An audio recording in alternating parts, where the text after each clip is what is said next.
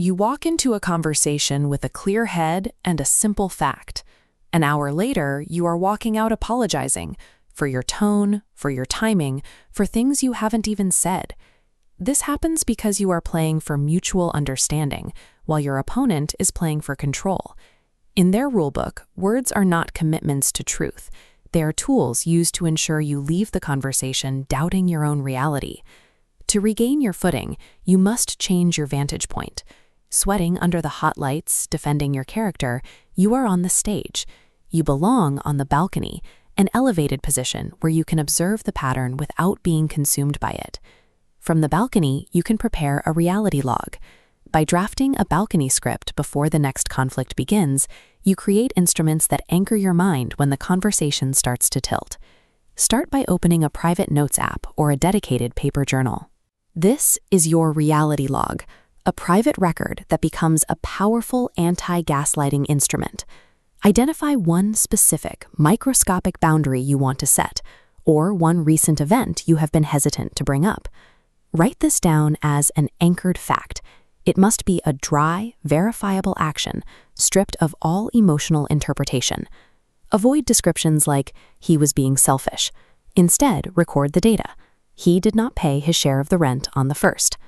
Establishing an objective baseline prevents the manipulator from relocating the issue onto your feelings, keeping the focus entirely on the behavior that actually occurred. Step 2 is predicting the rewrite. Because a controlling person cannot tolerate being seen as flawed, they will immediately attempt to bend the facts.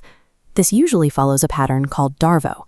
They deny the facts, attack your character, and then reverse the roles so that they are the victim and you are the offender. In your log, beneath the fact, write the likely responses you expect. Predict the specific denials or character attacks they have used. This exercise shows you exactly how Darvo shifts the focus away from the unpaid rent and onto your supposed spending problem. When you anticipate the exact rewrite on paper, the attack loses its element of surprise. You are watching a predictable script rather than experiencing a personal betrayal. Now, draft your document about your stress levels. The balcony script maintains detachment. I'm not discussing my relationship with money today. I'm looking at the bank statement for this month's rent. Rule 1 for this script: no apologies. A conscientious person often apologizes to soften the blow, but here, an apology is a handle they can use to pull you back onto the stage. Rule 2: do not seek their agreement. You are stating a limit, not negotiating for their permission to see the truth. Write your customized one-sentence countermove now, adhering strictly to these rules. Having these words prepared provides a fixed point for your nervous system to return to, helping you bypass the immediate urge to defend yourself when the temperature of the room drops. Step 4 is the hold. When you successfully deliver a balcony script, the manipulator may shift to a silent treatment, a cold, open-ended withdrawal. This is not a healthy request for space. It is a tool used to make your environment so uncomfortable that you voluntarily trade your boundary for a return to warmth. During this freeze, do not chase them. Do not ask what is wrong or flood them with messages. When a manipulator can no longer use words to bend your reality, they often use silence to regain leverage.